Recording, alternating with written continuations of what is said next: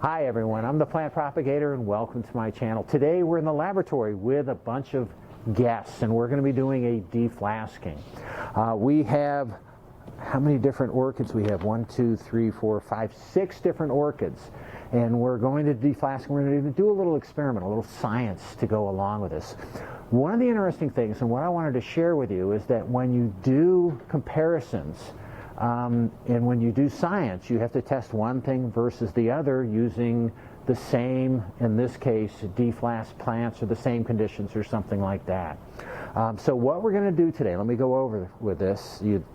Go over this with you. We're going to evaluate Orchiata bark as one of the media for the deflasked orchids. We're going to compare this to sphagnum as one of the other medium components. We're going to compare this to, this is small LECA, which is the light expanded clay aggregates, and we're going to finally try some direct mounting of these deflasked orchids on these boards. I tried this previously and it was a huge failure. The reason for that is because the cedar still smelled, so it was still oozing whatever makes cedar such a good preservative, and it didn't work. But we're going to try it again. These have been sitting outside for a while, so we're going to try this. So we've got 4 different media, and these are new scientists who are going to be evaluating all these different media for these deflasked orchids that we have. Let me go over. So we've got catasetum. There is 1, 2, 3, 4 cattleyas, and there's 1 dendrobium. Now, what happens when you do these experiments, 4 different media, 3 different orchid types, it ends up being too big. So we may only evaluate all 4 different media with 1 orchid or another orchid or something like that. So we'll see how it goes. We're going to be using our standard 2-inch pot, and we'll be taking these pots and placing them in these closed containers, letting them acclimate for a month or 2 before we gradually expose them to ambient humidity and then try to grow them outside. So we're just going to give this a go and see what happens. And what you're going to see probably for the rest of the video is some broken up clips of people having fun repotting their deflasked orchids in these various media, and we'll go from there. So if we're ready to go, guys, let's see how this works. Okay, so here we are in the laboratory potting up the freshly deflasked orchids.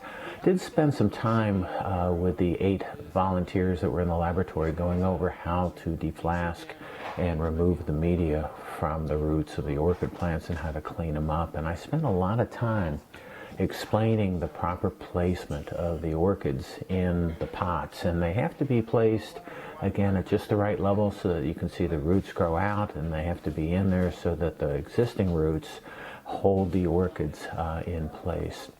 For the most part, people preferred to use bark for their deflasking, even though the idea behind this was an experiment. This is me doing LECA, and I really am hopeful that these small LECA particles are going to work well for root growth of these freshly deflasked seedlings. Again, there was a lot of chaos, a lot of excitement. What I'm showing right here is board mounting of an orchid, and this is, I think, a Brassavola nodosa that was deflasked on that day, and a very simple method of attaching these to boards using rubber bands. The boards, I should say, tend to be very dry, and so it's important to keep them wet. They also tend to wick the water away from that accumulates on the bottom of the container, so they have to stay wet even after these were deflasked, and after they sit, the boards tend to dry out pretty quickly, so it's important to keep the boards moistened and to keep water in these containers. So I've got a couple of Brassavola nodosas and a couple of other Cattleya hybrids in here. I've got some sphagnum bark and some LECA in here as well. Most people had their, like I said, had their preferred mix. This person liked to use the sphagnum moss in the bark. Other people, this person was just using one board and mostly bark. And then this is my box right here.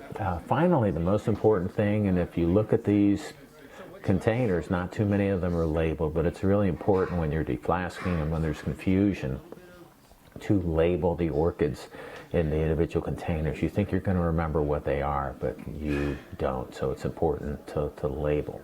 All right, that's all I have for today. I hope you enjoyed my video. If you did and you want to keep on seeing them, it would help me out if you could click on like, share, and subscribe to my channel if you're not already a subscriber. All right, that's all I have for today. Happy propagating.